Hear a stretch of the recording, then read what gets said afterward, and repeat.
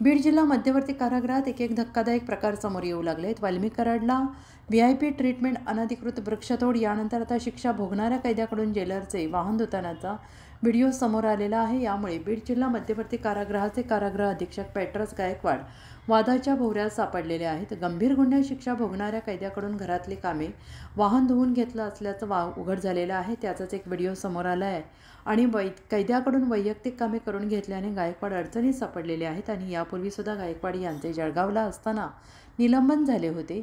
कैद्यांचे हक्क आणि संरक्षणाचे काय, असा सवाल उपस्थित केला जातो आहे।